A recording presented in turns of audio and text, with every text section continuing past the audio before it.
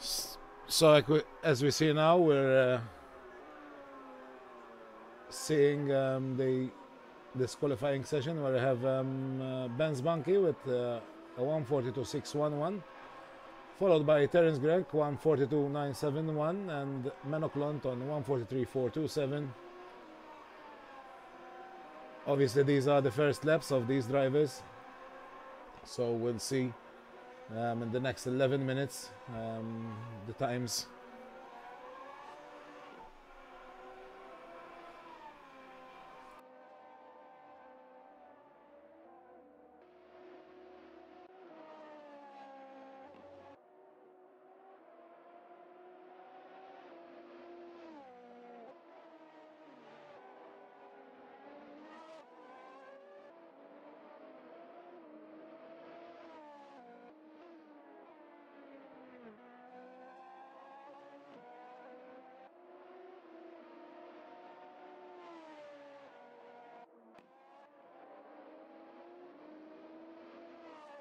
And I'm pleased to announce that the server is loaded. So I've managed to make my way on, and now I can actually start commentating for you. Will I say that? No, it's just saying loading. Oh no, it's fine. Right, everything's up. So at the top of the order, we have Benz Banky at the moment. So not many laps have come in yet, or not many representative laps, of course. I didn't see what kind of laps we were setting in practice, but Benz Banky is at the top of the order so far. Michi Hoyer now sticks at the top with a 142.431. The ACR Zaxby driver. That's a good first lap from what I've seen. But anyway, Michi Hoyer out into first position so far. He's just put it back into the pits actually, but exiting to go onto the track again. Fastest in the third sector just came in from Brendan Tabone. He puts himself into fourth place, although Clinton Falzon has just done a blistering first sector with a 26.4. So let's spectate Clinton Falzon now as he rounds the second sector rather of this Sepang circuit in Malaysia, the circuit which hosted its final F1 Grand Prix earlier this season, which will be sorely missed on that calendar, but will hopefully provide us some cracking racing today. Of course, these cars here, the Formula Renault 3.5 cars, never actually raced at Sepang. They raced mainly in Europe. I went to a few of the events actually at Silverstone and Donington. Cracking cars these were. Brilliant sound, brilliant racing. And many good drivers came from this series as well, and hopefully we'll see a bit more of that today as well. Of course, a lot of these drivers, as Bernard Vella puts himself to the top of the order, a lot of these drivers have already established themselves within sim racing as some of the best.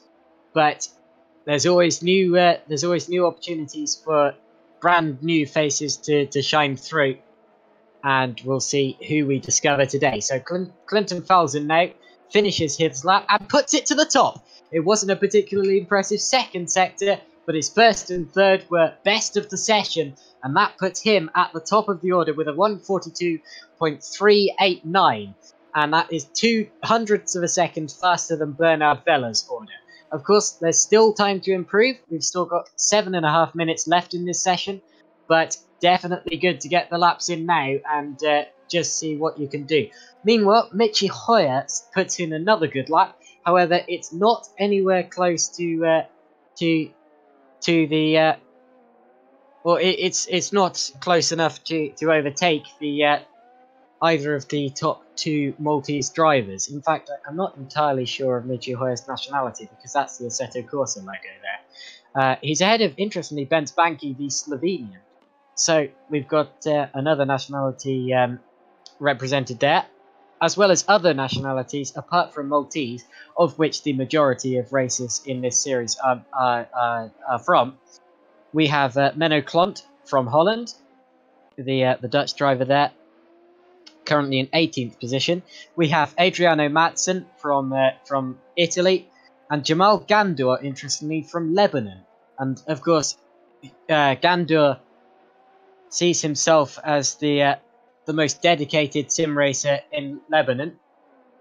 Not that there's much competition, but definitely good to see a big range of drivers on today. Range of nationalities, although of course it is primarily Maltese, with Clinton Falson, Bernard Vella, Jason Muscat, Brendan Tabone, Terence Grech, Omar Barbara, Alessandro Grech, Daniele Venturino, Daniel Guacchi, George. I don't think. Yeah, so that is that's that. Of course, we were also going to have Keith Camilleri representing Malta as well in this sim racing Malta Championship, but of course, Camilleri not here today. Unfortunately, has said that he's ill and has decided to pull out of this meeting. Of course, did very well in the last two casual events. Of course, he won the BTCC race at Laguna Seca, and then he came very high up the order in both races at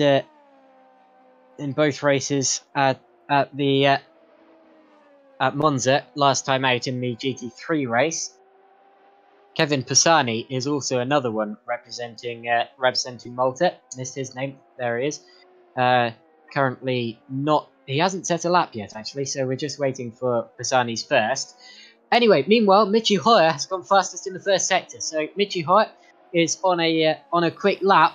He's actually less than half a tenth of a second away from the leader, but he's separated from the leader, Clinton Falson, by Bernard Vella there in second.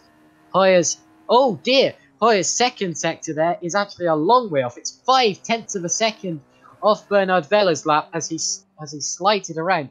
And actually, Bence Banky now has put it second. Only 0.07 of a second off Clinton Falson as Michi Hoyer abandons that lap, which unfortunately was messed up in the second sector. Brilliant in the first, but unfortunately the second sector just wasn't there. But anyway, Bence Banky has just been pit to it by Bernard Vella, who goes to the top. So Bernard Vella on a lap in which he set 2 personal bests in sectors 1 and 3 has gone to the top. Bernard Vella just 0.027 ahead of Clinton Falson in second with a 1:42.362, and around here that's rather quick. So good laps coming in from the top guys here with 3.5 minutes remaining. Alessandro Grech is improving his fastest lap so far. He is up in the second sector, but Clinton Falson goes fastest in the first sector. Runs it slightly out over one of the rumble strips you see on the outside of corners here. But anyway, Clinton Falson is on a quick first sector, 26.3 in the first sector. Let's see what he does in the second. He's just coming to an end to the end of this sector now. And let's see what his second sector time is. He looked at it as if he dropped back a bit there on the straight. I'm wondering whether he's running a bit more error in the corners. That second sector time wasn't exactly blistering, so we'll have to see what his final sector's like. He can still salvage this lap because it wasn't much off Bernard Vella's middle sector. Only about 0.2 off what the fastest guys have been doing in that sector. But anyway, let's see what Falson can do in the third, because this lap is definitely still salvageable. Then again, the delta time is registering 0.7 off Vella, so it doesn't look as if this is going to be a quicker lap now from Clinton Falson. He was up in the first sector, but I don't think it's going to be faster. Now let's see what he does across the line. It was not faster. In fact, it was about 0.8 slower. So Clinton Falson not putting in. Oh, it was actually a whole second slower there. So Falson not putting in the lap he needs to beat Bernard Vella just yet, but he gets pretty much one more chance here. So the timer has now ticked to 1 minute 42. That means 1 minute 42 remaining rather. That means that there is only one more attempt for people to get onto a lap and get around. If the driver is not on a lap yet, they're not going to get another chance, I'm afraid. So we'll see who can come through now on this final chance. Alessandro Grech is on a quick lap. He is... Oh, he's very quick. He's very quick. He's done a very good first and second sector. He's almost half a second up on his previous lap. Let's see what he does. Oh, it was quicker, but unfortunately for him, it wasn't quick enough to put himself up a position. So he does improve on his lap, but doesn't go to 8th. However, Jason Muscat, where did that come from? I didn't even see that coming, but Jason Muscat has put it on pole. Provisional pole, but still, Jason Muscat puts it to the top of the order. The WCS League Megane driver puts the Renault, again, obviously has an affinity with Renaults, but Jason Muscat puts his car at the top of the order, 0.018 ahead of Bernard Vella. And now the timer is properly ticking down. Not many people on quick laps now, so I don't know if we're going to get many improvements. Daniele Venturino has done his personal best in the first sector, but I don't know if this is going to come of anything in the second one. But in fact, the second sector was miles off, so unfortunately, this doesn't look like a quicker lap. But if he can cross the line before the timer ticks to 0, he might get another chance. He did just about, I think, possibly, but he didn't improve on his lap that time around, and he didn't improve on his position. Anyway, the timer has now ticked to 0, so any drivers who are on a lap now can finish their lap, but no new drivers can get out and actually set a lap now. So, who is out on track? We have Clinton Falzen, who has just set a first sector time, and unfortunately has really dropped back on his time here. Oh, this isn't a representative lap. His first sector was off. Jason Muscat puts in another lap, and it's quicker than his last one. So Jason Muscat goes purple again. No, he doesn't. That's just me reading it. That's just me reading everything wrong. But anyway, that I think that's saying that the session's over. Ben Spanky is on a quicker lap. He is up in he's up in the second sector.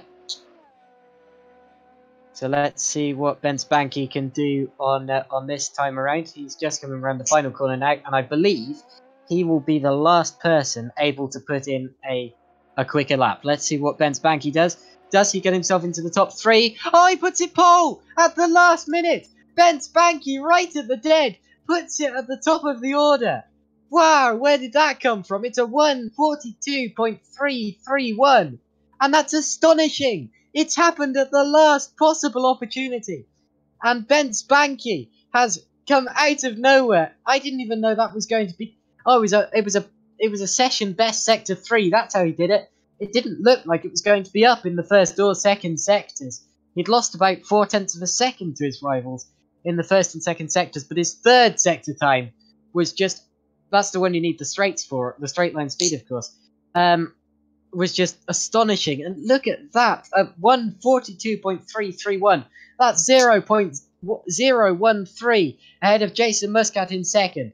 So, the grid order is Ben Spanky, Jason Muscat, Bernard Vella, Clinton Falzen, Michi Hoyer, Brendan Tabone, Terence Grech, Menno Clont, Alessandro Grech, Omar Barbara, Jamal Gandor, Daniele Venturino, Daniel Gauki, Adriano Matson, and Kevin Pisani. So, that's the order, and that is how the grid is going to line up. So, wow, a rather interesting finish to the qualifying session, with a driver taking the pole position on the last opportunity.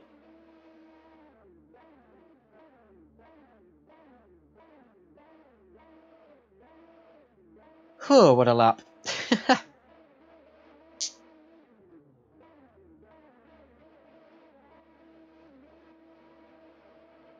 Right, so 9 seconds until the race starts. We're just waiting for the lights. There they go, and now we will be away on the formation lap. There is no formation lap. So away we go on the actual race start, and it's Ben Banky who gets the best start. So Banky leads the way. with a very good start from pole position. And they're 4 wide behind him. Contact! Oh dear! There's a spinning car. And off go Jason Muscat, Bernard Vella, and Clinton. No, Vella survived. So it's Falzon and Hoyer who have gone off as well. And Omar Barbara has unfortunately pulled out of the race before it's even started. So Banky leads away from Bernard Vella, and unfortunately it's all come to blows behind him. So, and up into 3rd place is Terence Grech. What a start from Grech, with all of the carnage up ahead of him, to go from 7th place to 3rd. And the order is Banky, Vella, and Grech up the front of the order. That was chaotic. And Clinton Falzon, who unfortunately is out of the race now, is furious. He's typed in the chat, "Come on, guys," because unfortunately for him, his race is over already. Also not making the start of this one was Kevin Pisani, who hasn't started, or actually he has now. So Pisani just getting going, very late, but he's got going now, and up the front of the. Okay. Actually, we'll be reviewing that incident on the start later on, obviously through a replay, so that we'll see actually if anything incorrect happened during that incident. Yeah, of course, we do have a live steward in this race. That's what separates Sim Racing Malta from most of the other championships, and that's what makes this series so special and professional. And that, of course, is going to be reviewed after the race, as we've heard. But the order after lap 1 is Bruce Banky, Bernard Vella, Terence Grech, Menno Clont. Talking of Grech and Clont, Clont is definitely looking racy on the back of Grech now, on the back of that Ferrari liveried Terence Grech car. And we'll see if that happens to change for 3rd. After him is Jamal Gandor from 12th on the grid. So Gandor making up many positions at the start of this race. Then it's Brandon Tabone, Alessandro Grech, Daniel Gaichi, Michi Hoyer, who of course was involved in the opening accident, Jason Muscat, Daniele Venturino, Adriano Matson, Omar Barbara, Clinton Falzon, and then unfortunately, Kevin Pisani has retired. So in fact, I don't think he started. I think I was seeing the wrong thing. So 14 drivers in this race now, and Clinton Falzon is on a charge. I tell you, he's going quickest in the 2nd sector so far. So Clinton Falzon definitely wants to make up positions again. However, he's a long way behind the rest of the field, unfortunately for him. Ooh, late dive coming from Daniele Venturino on. Who was that? That would have been. I don't know who that was actually. That was. I don't see who would be in that position. Anyway, it's Michi Hoyer actually. So I'm wondering whether Michi Hoyer has problems with his car and whether he's got damage or something like that. But anyway, Hoyer definitely getting passed by Venturino down into the start of the end of the 2nd sector there. But anyway, as we cross the line again, the gap for the lead is half a second, so still very, very close between Bernard Vella and Benz Banky at the head of this field. And Grech and Clont, unfortunately, have separated a bit, so Clont has dropped back a little bit from the tail of Terence Grech on that last lap. Of course, we saw them going on to this lap right together, but certainly no move coming just yet. Of course, this is a 15 lap race. We are on the 2nd lap, so still plenty of time for things to change here. Plenty of time for things to change indeed. I believe we have all of our starters still running in this race. Looks as if we do. And the gap for the lead, well, we'll see it this time around, but it looks as if it's coming down actually. So Bernard Vella definitely charging on Benz Banky. Of course, Vella won the 2 races from Monza, the GT3 races, and this is a completely different car to handle, but he's certainly taming this one just as well. And that's definitely the sign of a versatile driver. if you can hop into a completely different car to the one before, a much lighter, much twitchier car, and still be just as good, then you're definitely a very, very good good driver. Of course, Bent Banky in the lead here is no slouch himself, as we've seen from that qualifying lap, and we're just seeing what he can do here. Bent Banky, of course, a experienced sim racer, doesn't quite have the kind of reputation behind him that some of the other guys do, but he is an ACR Zaxby driver, so mainly from race room, of course, has a big reputation in the race room community, but here on Assetto Corsa and in sim racing in general, certainly a name that is yet to prove himself, and I believe he's really proving himself now, leading ahead of a very, very experienced field. Locking up slightly as I say that, but still Ben Spanky leading it round, and the gap to the lead last time around was indeed 0.2 of a second as Bernard Vella goes quickest in the second sector. So Vella is on a charge. Will he be able to catch Ben Spanky enough to get into his slipstream properly down into either this next hairpin or into turn 1? It's all about the slipstream with these cars. They are very, very slippery through the air once they are behind another car. Of course, a lot of aerodynamic drag when they're not. And that can be the difference sometimes, and the reason that overtakes happen.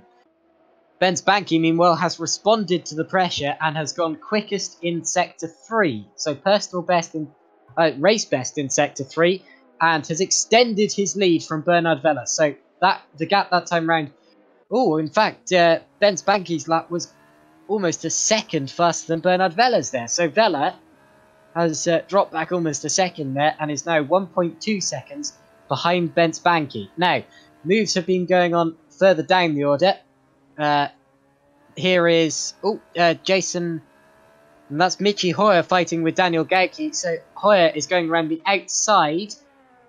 Gauki now has the outside, so Hoyer was able to keep himself where he needed to be for the second apex of those corners. You could say the one that really, really matters. And Hoyer keeps himself in 9th position. Of course, he's attempting to get back through the order where he probably should be, but unfortunately was involved in that opening accident. It looked like a very unfortunate opening accident to me. Like 4 drivers all tried to slot into turn 1 side by side, and unfortunately for them, it didn't work, as it unfortunately doesn't tend to. Now, what is happening in this battle for 3rd position? We have Terence Grech about 0.9 of a second ahead of Menno Klont. So Klont at this stage needs Grech ideally to make a little error, just to run wide in a corner or something like that, to get on his tail and back into the slipstream. Of course, when I say the slipstream, I mean the hole in the air behind the car ahead, the hole that the car ahead creates in the air, which can make your car move a lot faster in a straight line. Oh, it looks as if that gap really has come out on that. Actually, 1.7 seconds in it now, so that's over for the time being. But I say for the time being because that's only until someone makes a slight error and then everything can change. We've seen it happen time and time again in sim racing.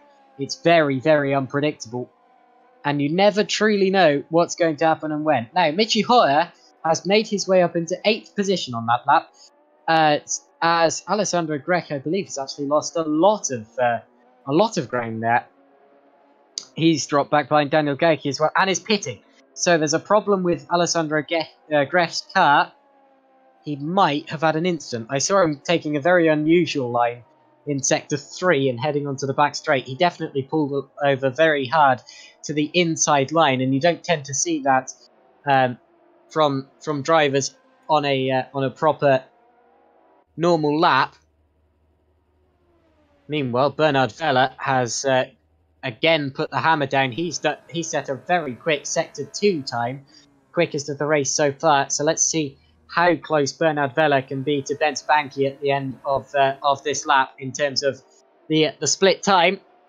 He'll have to slipstream down this straight and the next one, of course. Through the corners, following a car ahead is a definite disadvantage in cars like these because of the turbulent air caused by the aerodynamics of the car ahead, and that can often really unsettle the car behind. And again, Bence Banki responds with a fastest Sector 3 in the race. Sector 3 was where he really gained the time in qualifying as well. So Vella went all-time fastest in the second sector, and Banki went even faster in Sector 3. So Banki ultimately extends his lead on that lap, and I was not expecting that at the midpoint of the lap. I think really Bence Banki's got his setup exactly right here because he's able to just stick ahead in the corners and then blast away on the straights. He's not quite as quick in the corners, but of course Vella is struggling to follow him with the aerodynamic drag. So that means that really Banki can extend his lead on the straights with the slipstream, allow Vella to catch up a little bit in the corners, and then just blast away again. And there's really no way that Vella can catch up at this stage in time. I often say that it's best to be good in a straight line and not so good around the corners than good around the corners but not so good in a straight line, because it's easier to pass people in a straight line. So that makes sense really, but of course it's all about creating a car that can be controllable in the corners as well. Meanwhile, we have a battle going on further down the order between Grech, Matson and Venturino. Those three are going hammer and tongs down towards the back. Oh, and was that... Oh, the Racing Steps engineering car of Adriano Matson pulls off the road. And I don't see why... was he just... Well, if he was giving way to the leaders there, he certainly lost himself a lot of time doing so. In fact, he's lost himself 2 positions there. So Adriano Matson dropped behind Daniele Venturino and Alessandro Grech. Meanwhile, Clinton Falzon goes race fastest in the first sector, trying to make up ground after his opening incident.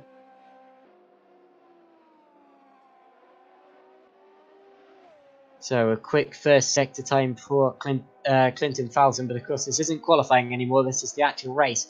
So for him, he's still got a lot of work to do if he wants to catch the car ahead of him, who is at the moment Omar Barbara. Meanwhile, Brandon Tabone has found himself in 5th position. He has passed Jamal Gandor, and that's a change in the top 5, as Gandor, of course, got himself up into 5th with the carnage at the start, the Marlboro McLaren liveried car. And he's now being hounded by Jason Muscat, so that could all change very shortly. Muscat has really gained on Gandor in the last sector there, and might well be able to find a way past the Lebanese driver when we get to the long straight. Very difficult to find time in the corners when you're following a car ahead, as I said, because there's a lot of turbulent air created by these cars. These very fast and very aero-dependent Formula Renault 3.5 cars. Of course, 3.5 litre V8 engines. Of course, these cars were later used in the Formula V8 3.5 Championship, later known as the World Series, which ended, unfortunately, at the end of 2017. So, well, at least these cars are having another outing, as Jason Muscat is having a proper battle now with Jamal Gandor, sticks his nose to the outside. Gandor keeps his nose on the inside, though, keeps the overlap, and gets himself ahead again, but Muscat gets the inside line for turn 2 and gets through. Now, will Gandor be able to come back at Muscat as we head up the hill towards turn 4? It's going to be a difficult one to do, but he might well do it, you know. No! He braked slightly earlier, but then the Coca-Cola liveried car of Jason Muscat there possibly could have kept his nose alongside, but really Muscat had the ideal line there, and probably would have kept ahead anyway. So So Gandor, for now, just happy to let it go. Meanwhile, Bernard Vella has really caught up to the back of Ben's Banky. The gap is now less than half a second apart. So Banky is definitely under real attack now from Bernard Vella. And he's in the slipstream down the back straight. You saw Ben's Banky ducking and weaving to get to break the toe of the car behind. And Bernard Vella not quite close enough yet to launch an attack, but is going to try to get as close as he possibly can down this next straight, the pit straight. Not close enough for a move, but the gap that time round was 0.6 of a second. Ooh, slightly dodgy line there from Bernard Vella around turn 1. I think that Ben Spanky just took the slightly smoother line and might well gain there, but it was certainly close. Definitely not disastrous for Bernard Vella, and he will probably get another chance here. We are only on the actually, what lap are we on? Where do I see the lap chart? Oh, we got 6 laps remaining. So 6 laps remaining in this race. Of course, I was slightly confused. I was slightly confused in Monza because the race actually ended before the game said that it should have done, because we didn't end up doing enough laps there. But anyway, we'll see. We'll see how this race goes. It looks as if we've got 6 laps remaining anyway.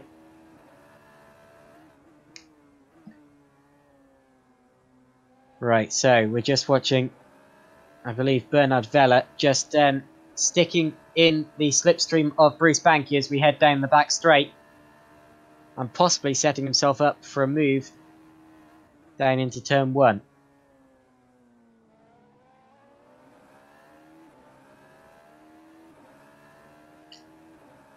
So here we go down the back straight. The gap's come out by another 0.2 of a second, as it did last lap. So it looked as if Vella was getting close to Banky. He was certainly closer than this 2 laps ago, but over the last 2 laps has just dropped back by about 0.2 of a second both times. If the same happens again this time round, he will be over a second behind by the next lap.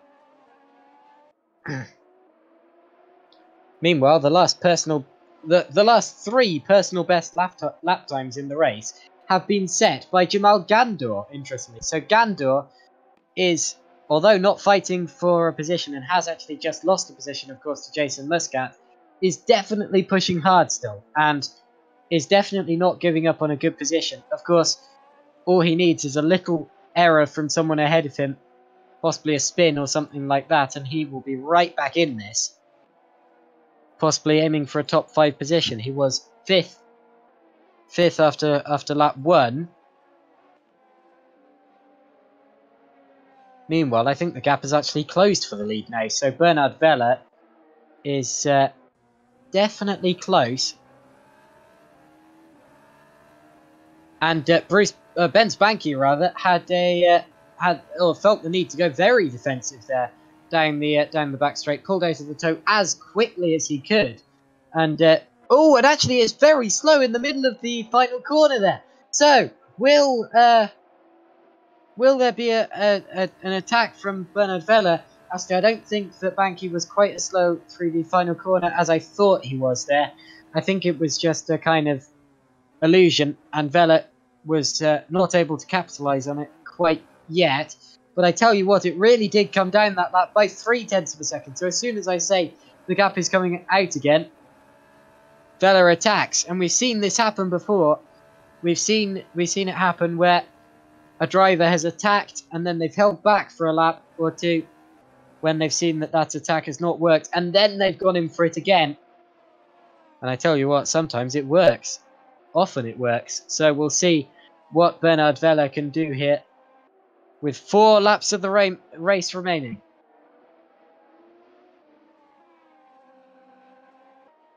Gets a good run out of the double apex right-hander. down to one of the many hairpins on the track, a left-hander. Up through one of the notorious sweepers of the Sepang circuit. Definitely a very sweeping track. It's a certain driver's circuit. Many people love racing here at the Sepang circuit in Malaysia. Lock up from Benz Banky. So Banky locks up from the lead, and this might well allow Vela to launch a full-on attack now down into turn 1. Then again, I've said that a couple of times. It seems as if Benz Banky's car is just quicker in a straight line. And really, if Vela is going to launch an actual attack, it'll be into one of the corners. And it'll be through Benz Banky making an error. Possibly like the last one, actually, because he did lock up earlier in this lap. But certainly, Benz Banky definitely has to be wary of Bernard Vela in his mirrors. The gap is 0.7 of a second after that lap.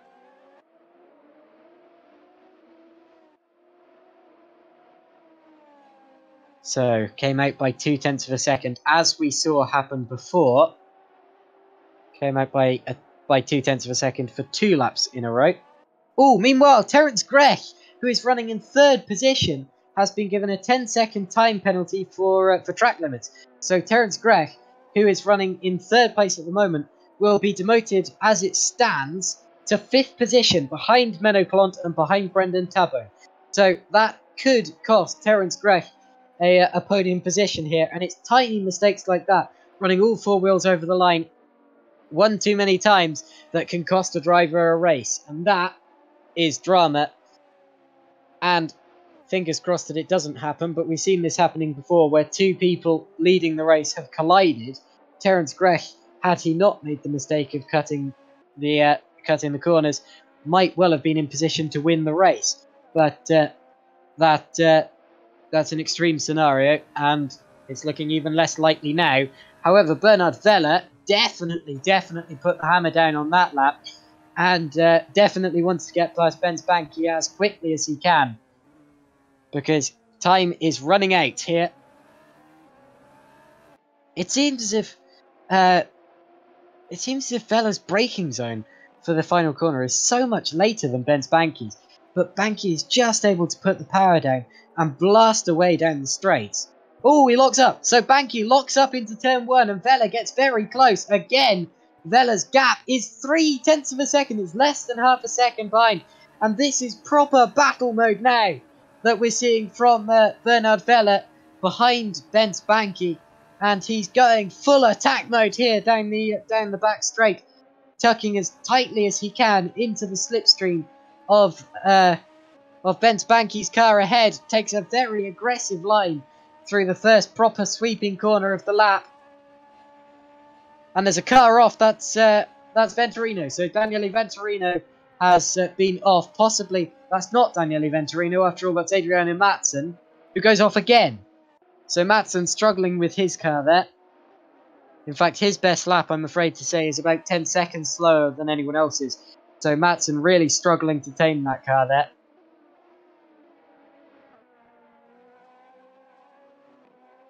As Benz Banky actually, oh no, Bernard Vela runs it rather wide and has actually dropped back a bit now from Benz Banky, who locks up again. Surely Benz Banky's tyres are starting to protest now, because Banky has locked up quite a few times in this race, and that can really do your tyres damage sometimes. So we'll see just what we'll see just what that comes of. Out onto the back straight now, and onto the final lap of the race. We have 1 lap remaining here, and 1 last chance. In fact, I think Bernard Vela's given up, I'm afraid. So Vela has dropped back to 1.2 seconds behind. Oh, did he just put 2 wheels on the grass? I think Vela just put 2 wheels on the grass going down the straight, which would have been a... Oh no, that's Daniele Gauci. So Daniele Gauci putting 2 wheels on the grass as he heads down the straight there. But it looks as if Bernard Vela knows that his last attack was not successful, and now he's just settling for 2nd place, 1.2 seconds behind Benz Banky, 1.3 seconds rather, as near as makes no difference. And it's all about who's going to be third. It looks at the moment to be Menno Klont because Terence Grech is running in third, but has a 10-second penalty, and he's only 5 seconds ahead. So, Terence Grech needs to make sure now that he doesn't make any more errors, and then he will have 5th place in the bag. It'll be a disappointing result for him, though. Jason Muscat, meanwhile, is actually charging to try to be 5th place, because if Muscat can gain 2 seconds on this lap, it's a hard task, but if he can, then Muscat can actually take that position from Terence Grech.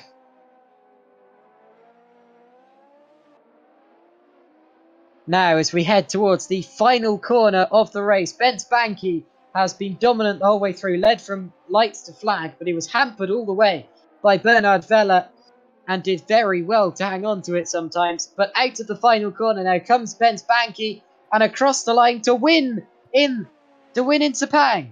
So Banky is first, Vella is second, a second behind, only a second behind. Terence Grech is going to come out to the final corner and cross the line in third, but he won't be classified third because Menno Klont now is exiting the final corner to be classified fourth.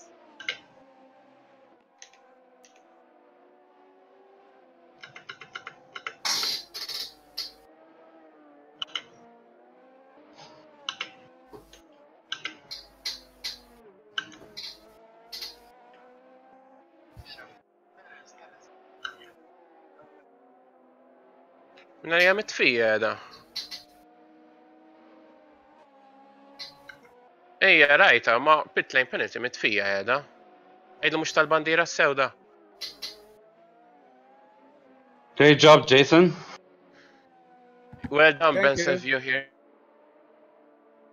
So as I was just saying, Michi Hoyer, of course, is the first of the guys who was properly involved in that first lap incident, and he is going to cross the line in 8th position, hopefully.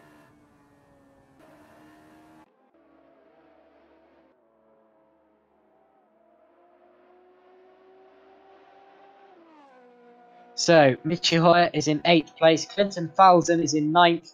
Those two would have been hoping for so much more from this race, but let's see what they can do with the reverse grid. Omar Barbara is going to come out of the final corner to finish in 10th position. And 11th is going to be Daniel Gauci. 12th place and a lap down was Daniele Venturino. Also a lap down was Alessandro Grech. Not getting to grips with this Formula Renault 3.5 car as much as he did with the GT3 car. Then again, was hampered by the opening incident. And Adriano Matson has brought his car home, I think, 2 laps down in 14th position. So that is it for race 1. But go nowhere, because in less than 2 minutes, we will be away for the start of race 2.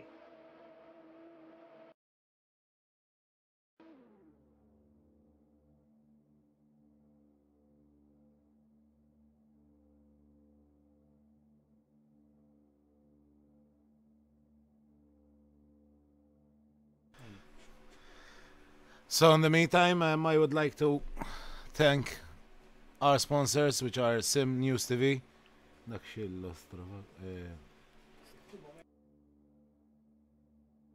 Absolutely, run by the amazing Mike Pittman. Sim Racing World, Yeah.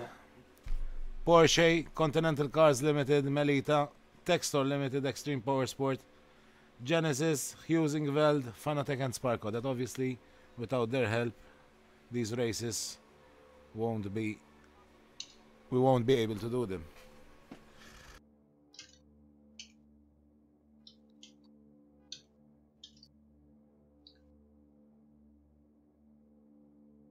So, really not long to wait until this race number 2. About 30 seconds until everyone gets put onto the grid, and then we will have another about 30 seconds while the countdown ticks to the start of the race number 2. So it's a reverse grid race. I believe is it the top 10 that are reversed for this?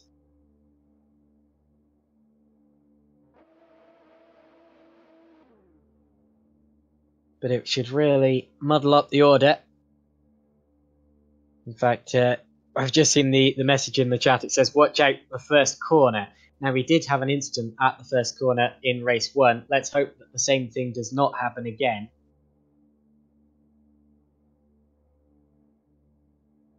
Of course, it took out some really big names at the start.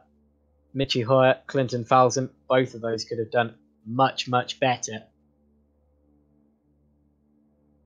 Also, I believe that at the start of this broadcast I said that Michi Hoyer was the ACR Zaxby driver. That's not his title. That would be Ben Spanky, race 1 winner. Michi Hoyer was involved in the world's fastest gamer competition. Did quite well in that. And has also been involved with the FSR Pro Series. I believe he's a champion in that.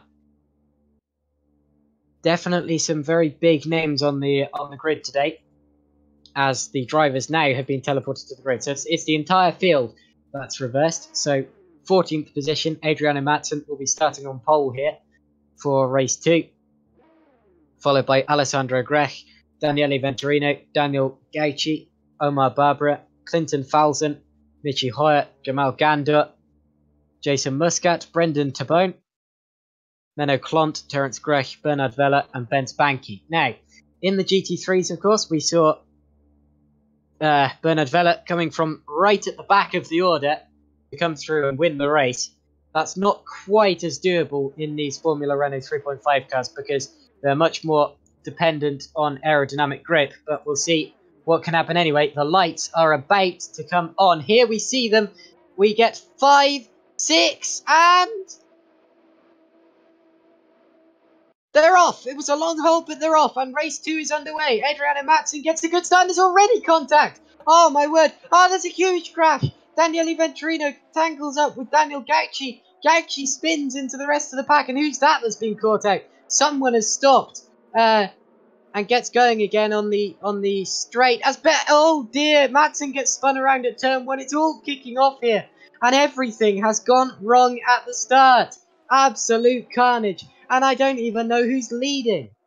It was Daniel Gauci who unfortunately was involved in, who was going slowly on the front straight. I believe that, it's Michi Hoyer. Who is leading? Is it Clinton Falzon? It's Clinton Falzon. So Falzon is leading the race from Alessandro Grech, and they're going side by side. No, they're not. So Grech tried to have a look. That was an absolutely mad start, and we'll have to see what the order's like after lap 1, because what an incredible start. Clinton Falzon from 6th on the grid with all of the utter carnage seemingly caused by Daniel Gauci pulling over into Daniele Venturino, but we'll have to, well, the stewards will go over that, of course. Are we all still running on this opening lap is the question. We'll have to see who comes through after this opening lap of the race. And goodness gracious me, what carnage we have just witnessed. Meanwhile, Jason Muscat is going for 2nd. So Muscat gets 2nd. He's got it before the corner, in fact, from Terence Grech. So Grech has lost 2nd to Jason Muscat there, but will want to fight back down the front straight. Oh, spins! Oh dear! And he's oh my word! Another huge crash! And that was the Red Bull liveried car of Alessandro Grech, who has had a crash involving Bernard Vella, and he's out. So Vella's out. Vella and Gauci are in the pits rather. I don't know if it. Oh, it was involving Jamal Gandor's in. Okay, so who's in the pits and who's on the track? Okay, I need to figure this out. So Falzon is leading from Muscat. Banky from the back of the grid is in 3rd position. He's managed to squat his way through the damage and has made his way up to 3rd position, ahead of Brandon Tabone, Omar Barbara, Menno Klont, Michi Hoyer, Daniele Venturino, Adriano Matson, our pole sitter, Terence Grech, who is in the pits, Daniel Gauci, who is in the pits, Bernard Vella, who's in the pits, Alessandro Grech, who's in the pits, and Jamal Gandor, who's also in the pits. So 5 drivers are in the pits. Some people are voting to restart the race. So there's a restart vote going on, and that would be down to the stewards, of course, whether the the race directors whether they want to restart this race or not. That vote has not worked yet, but we'll see what the race stewards decide. It was certainly an absolutely carnage first lap, and somehow from 6th on the grid, Clinton Falzon is leading, and Jason Muscat is in 2nd, with Ben Spanky from 14th on the grid in 3rd position. Now, how all of this happened, I don't know. We'll have to see what the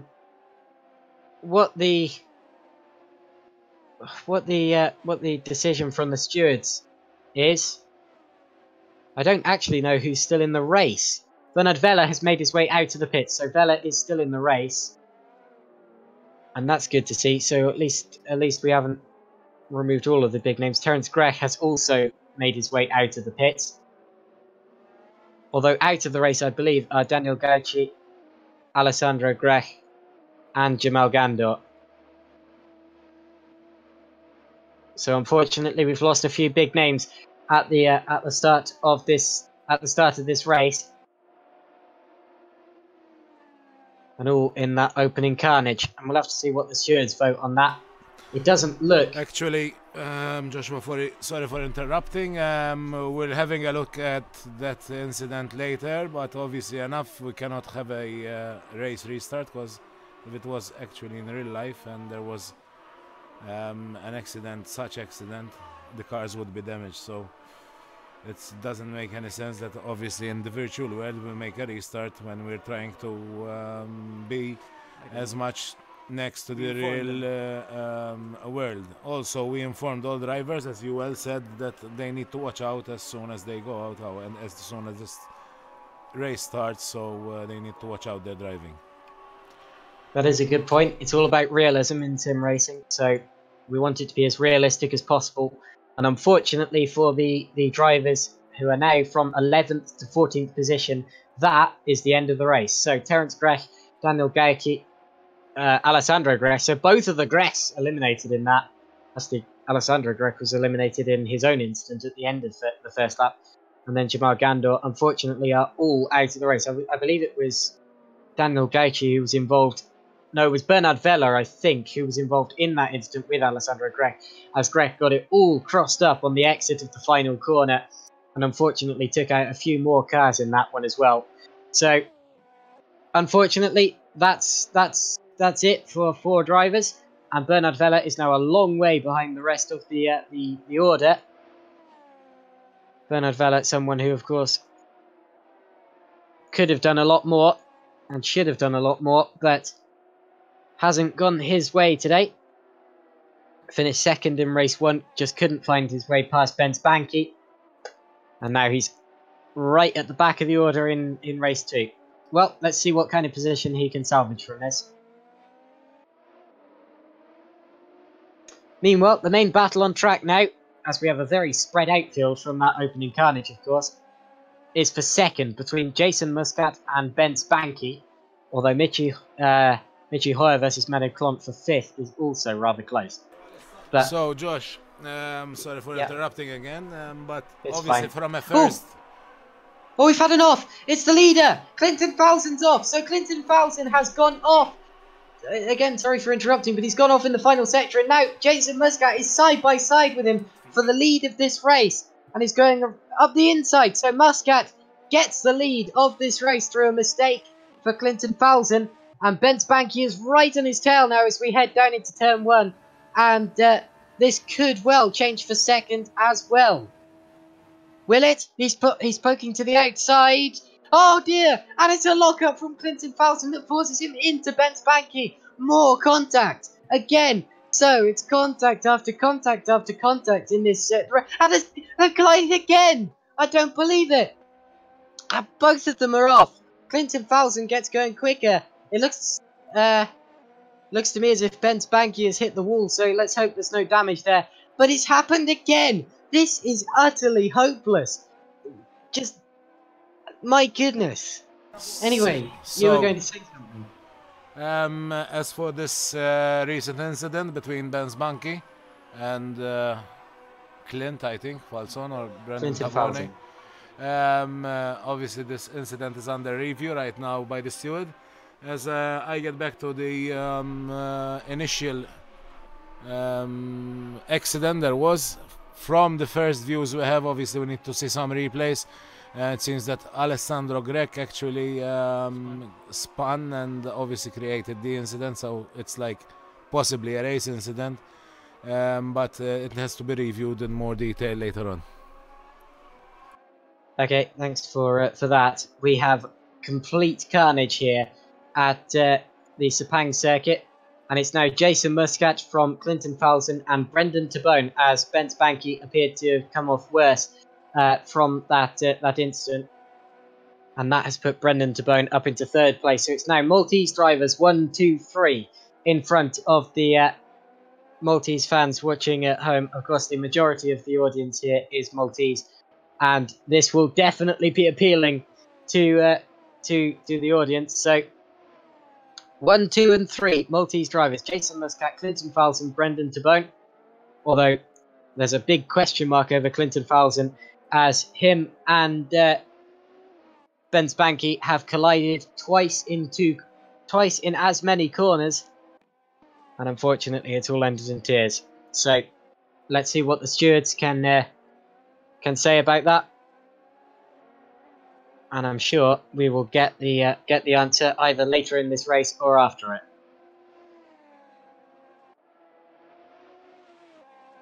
Now that spread out the field even more, unfortunately. So with that extra carnage, there is now no driver within a second of the car ahead. Now it's just about the guys behind trying to kind of bunch back up again. Meanwhile, Terence Grech, incidentally, has made his way back out into the circuit, so we haven't completely lost Terence Grech here. He's 2 laps down from the front of the order, but Grech, at least he's still running. So that means we lost 3 drivers in the opening instance: Daniel Gauci, Alessandro Grech, and Jamal Gandor, rather than just the 2.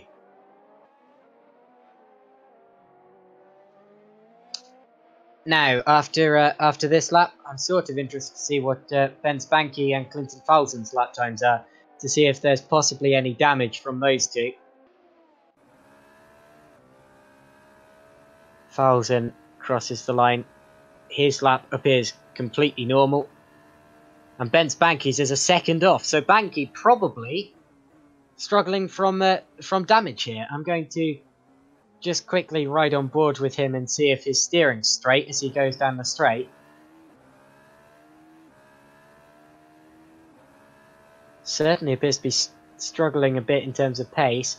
His steering is hanging, so his steering is hanging slightly to the left, and that's just going to be affecting him a little bit. Sometimes we see good drivers taking a lap to adjust to the damage after being damaged, and then suddenly being right back on the pace again as they adjust to their new car, effectively.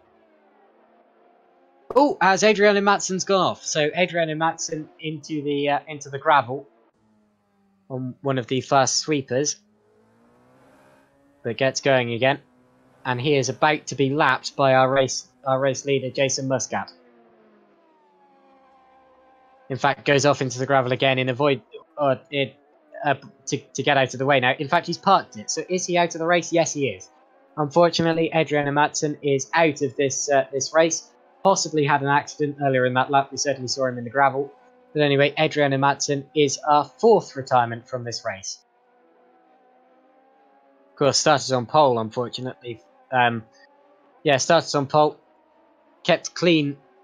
Kept clear of the opening incident until he got to turn 1, and I didn't exactly see how that happened because I was too busy focusing on the carnage behind, but it all kicked off. Meanwhile, Brendan Tabone is only 7 tenths behind Clinton Falzon, so Falzon is dropping back, and Brendan Tabone is definitely catching now. So this is the battle for 2nd position. And we'll see what Tabone can do on this next lap. They say that in single seaters, 1 second is the immediate slipstream range. Of course, you get a bit of slipstream you get a bit of slipstream if you're further behind than that, but definitely we don't see quite as much as if you're a second or less behind. In fact, the gap is just 0.7 of a second, so definitely close enough to slipstream down the back straight or the home straight, and we'll see what comes of that. It's all about watching the gap. Looking at the times, Falzon has actually responded to the pressure and has gone fastest in the race in the first sector here. So Falzon fastest in the first sector, and faster than Tabone in the second sector. So Tabone possibly dropping back a little bit here. I might well drop behind a second behind Falzon at the end of this lap. Meanwhile, Jason Muscat extends his lead again to 7.4 seconds. So Muscat is dominating this race. Meanwhile, Brendan Tabone brings it all back again in the third sector with a fastest lap of the race, or fastest third sector of the race so far. So the gap between those is 0.7 of a second, as it was before.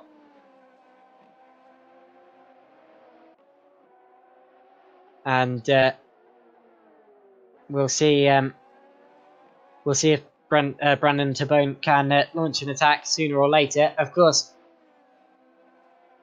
definitely. Well, the third sector is definitely the one which has the two long straights in it. So that's the one that measures straight line speed, really, and that possibly proves that Brandon Tabone's car is set up more for straight line speed than for cornering, and that was the other way around in terms of the battle that we saw in race 1 between Bernard Vella and Benz Banky, because Banky's car was the one set up for straight line speed there, and Vella's was the one for cornering, and of course Banky won that as Vella was not able to find a way through, with the corners being much harder to overtake on than the straights. So, to be honest, I wouldn't be surprised if we did see a move here, it being the other way around, between Clinton Falzon and Brandon Tabone. We're on the straight now, so let's see how close Tabone can pull his car to Falzon's ahead. Let's see as we cross the line. We're going to get a delta time this time round. It's further behind. In fact, it's over a second behind now. So Brandon Tabone dropped back on that lap. In fact, dropped back in all three sectors. So Tabone drops back from Clinton Falzon, and Falzon possibly given a bit of breathing space here.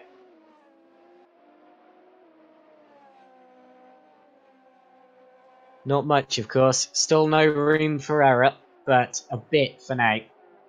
And after having Tabone on his rear end for that many laps, that's going to be a very welcome sign in his mirrors to see Brandon Tabone dropping back a bit.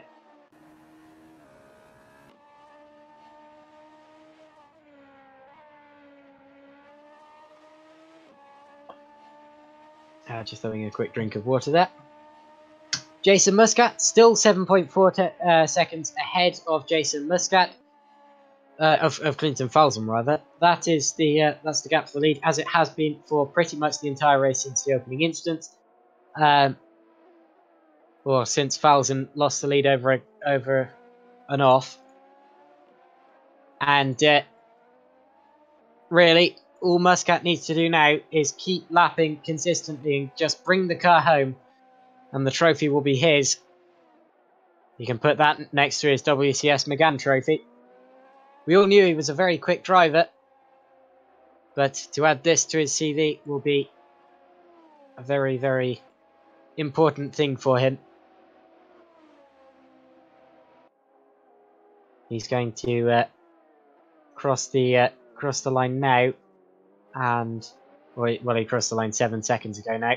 The gap again for the lead is 7.4 seconds. So first and second are lapping at very much the same pace, and actually second and third now exactly the same last lap. So Falzon and Tabone Now that's a coincidence enough. Set exactly the same lap last time around. The gap is exactly the same. And their lap was very similar to Jason Muscat's in first as well. So that's quite an achievement. It was 143.656 for both of them there. That's quite an achievement there to get two cars following each other to set exactly the same lap to the 1,000th of a second, which is as accurately as we time it. But that indeed is what has happened.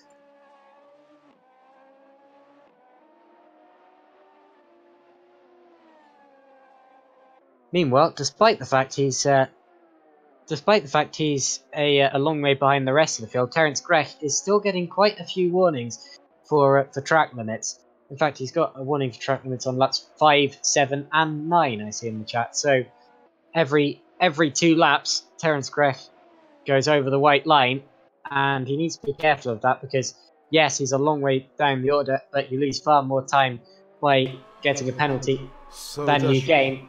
Joshua, actually, it seems that Terence left an app open from another championship, thus you're getting these warnings up, you know what I mean? So it's not the app he's using, it's not valid for this race. Oh, right. So okay, so all of the warnings I'm getting given there. Is his 10-second stop go true from last race? No, it seems that he left an app open, which is used for another championship he does race in. Thus, obviously, automatically these kind of penalties coming up. This is not valid, obviously, for this race. Oh goodness! So, oh, it's Ben Spanky's out. So where's Ben Spanky gone? He's out of the race. I didn't see how that happened, but Banky was running in 4th position, and it's now dropped out of the race. But anyway, back to the Terence Grech issue. That means that he did indeed finish 3rd position in the last race. So Terence Grech, I said, was given a 10-second stop go. He wasn't, because it wasn't set by the live stewards as I thought it had been. It's just an app that he appears to have left open. But anyway, that's so that's a big sigh of relief there for Terence Grech. But anyway, Ben Spanky, what happened to him? He's out of the race. He, of course, he's the holder of the fastest lap of the race so far, but unfortunately, it appears that we have lost Ben Spanky. Meanwhile, look who we gained again in the race. Adriano Matson is lapping again. He's a very long way down. In fact, he's only on lap 9, and everyone else is on lap 12 up the front of the order. So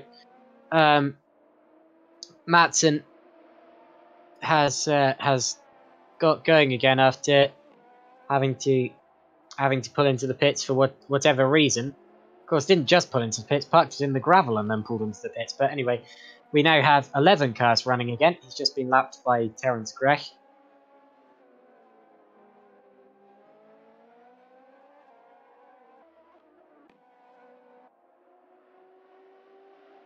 And that means that we do have 11 cars running. At one point, it looked as if we have 10 cars running, of course, because Ben Spanky is out. Meanwhile, Daniele Venturino makes a slight mistake and is being chased now by Bernard Vella. Actually, I believe that Vella is a lap down after his opening incident. So, yeah, indeed he is. So, Vella, Grech, and Matson are the 3 lapped cars on the track at the moment. Meanwhile, the gap for second has come right down again. So, we do have a battle on track now between Falzon and Tabone, rather. And we saw this earlier on in the race, and it's just closed up again as Falzon has a slight lock-up into the penultimate corner, and now cuts across a bit on the penultimate straight. That's again to try and break the toe of Daniele Venturino. Oh, what am I saying? Not Venturino. A very similarly liveried car to Venturino's, but it's Brandon Tabone behind. Not really that similarly liveried car at all. I mean, Tabone's in an AVF Formula car and Venturino in a Ferrari, but anyway. Of course, all these cars identical in terms of actual components. All of them Formula Renault 3.5 cars, 3.5 litre V8s. Same chassis, same engine, different setups. The setup is open, but the actual car the same for every driver, making it a very level playing field. Possibly more level than the GT3 race we saw last time out, although the GT3 race definitely very close due to the BOP of the cars. Balance of performance.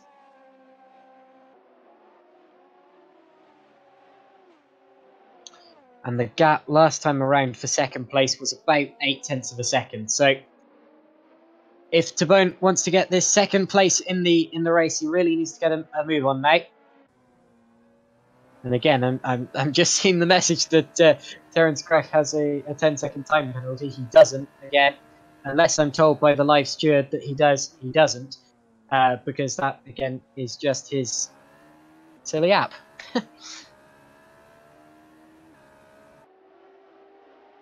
Now we see the battle for second, just lapping the laps car of Adriano Matson. They get past him with no issues there.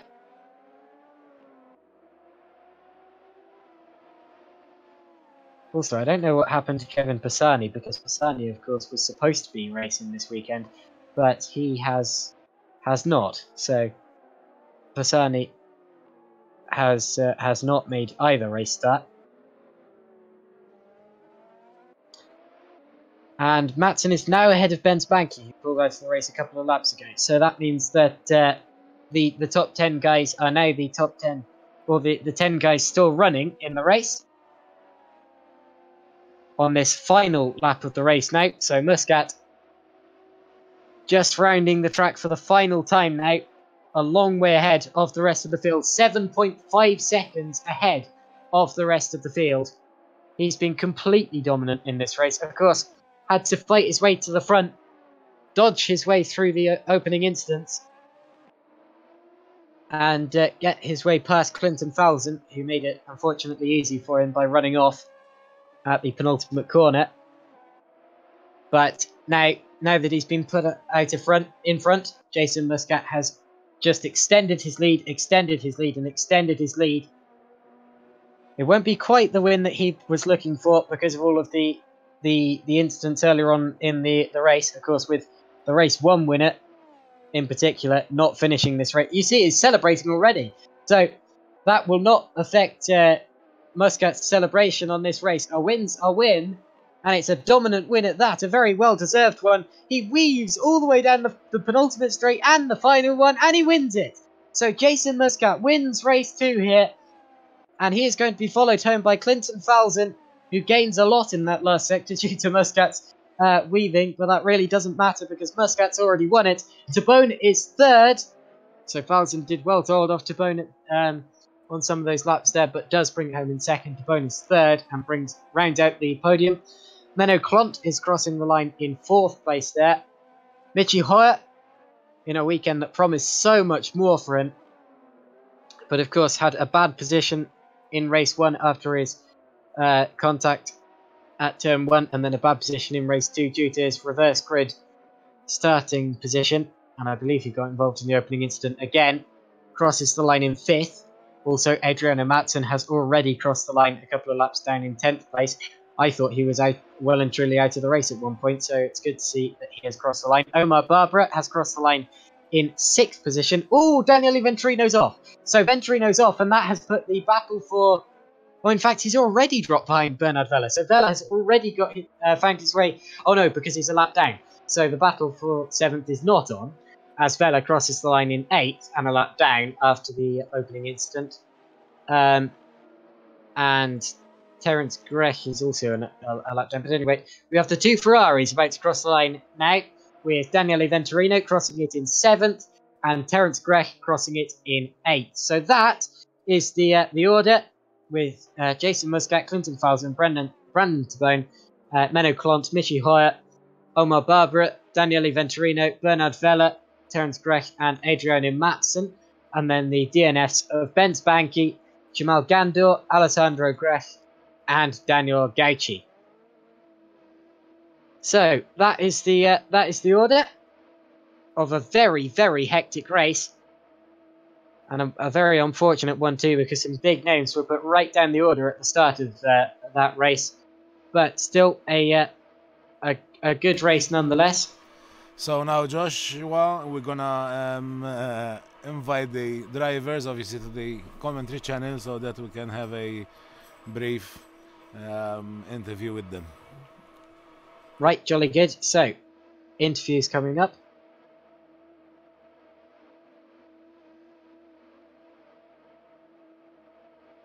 And the first in is Michi Hoyer. Michi, can you hear us?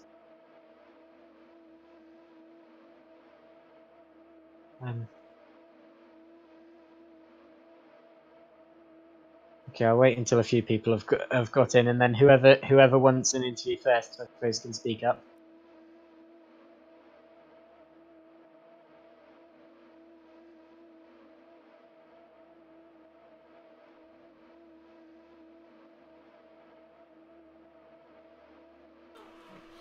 It seems that actually they are muted right now, so we should ask Michi Hoyer and Jason to unmute their mics so that we can start with these interviews. Okay. Right. Who's here? Who's here that can speak at the moment?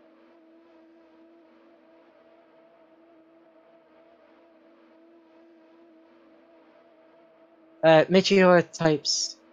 Okay, I think that's something for the moderators. You know?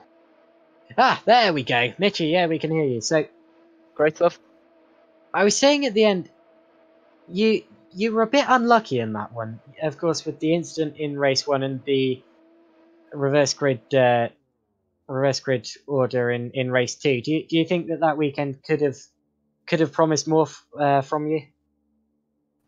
Yeah, I definitely think so. Probably being really unlucky to be crushed out in both incidents, really. Like in first incident, I was to the very inside and I was turning in towards turn 1, and suddenly I got hit from a car that was spinning around to the inside. And I was hit on the front suspension, which then made the car a little bit unsettled. And later on in that lap 1, I had contact with another guy, and that completely broke my suspension. So in order to go straight, I had to steer like 45% to the left. That was unfortunate for race 1. And yeah, basically all I wanted to do is damage limitation on race 2, and that ended probably after some 100 meters, despite having a good start. That's very unfortunate. And you were also one of the drivers calling for the race to be restarted in race 2. Were you involved? Yeah, you were involved in the opening incident. Do you think the race should have been restarted? From my point of view, I mean, you have to take into consideration what kind of situation was going on. I mean, looking from my point of view, obviously I want to be it restarted, because I got taken out for the second time without having no chance whatsoever to avoid anything. And I mean, when you have 2 races going on, and it's probably the first race that should be a little longer, or it's probably the first race that is counting, then the second race should be at least fair and square, and give everyone a chance. However, I mean, as an administrator, you need to draw a line at some point. So probably you're gonna say either no restarts whatsoever, or restart as, I don't know, a certain amount of people is out of the race after turn 1. I don't know what kind of cars have been gone by the end of turn 1, but basically, I mean, despite the damage model being turned on 100%, at least the car wreck in race 1 should have destroyed my car in whatever way, and I was still able to follow the guys 3 seconds off though. But I was still able to drive and finish that race. So probably the damage model should have been looked at again. Okay, thanks for that. We also have here Jason Muscat. Now, absolutely dominant win in race 2, but talk us through race 1 first. It was a pretty uneventful race for you, wasn't it? Yeah, race one, as such, I had a bad start, and then into turn one, I don't know what happened exactly, but some guys hit each other, and I got taken out with them. After that, it was just about recovering. Um, yeah, I'm really sorry for my voice because I'm really sick, unfortunately. But yeah, and then race two, I just stayed out of trouble and managed to win the race by that. Well, yeah, well done. It was definitely a dominant win. 7.5 seconds was the gap, incidentally. I suppose you were thanking your lucky stars when you saw the leader going off ahead of you. Yeah, that was the moment and when I needed to push after his mistake, and I pushed for a couple of laps. But I think then he got tangled again, and after that it was just cruising to the finish. Okay, thank you.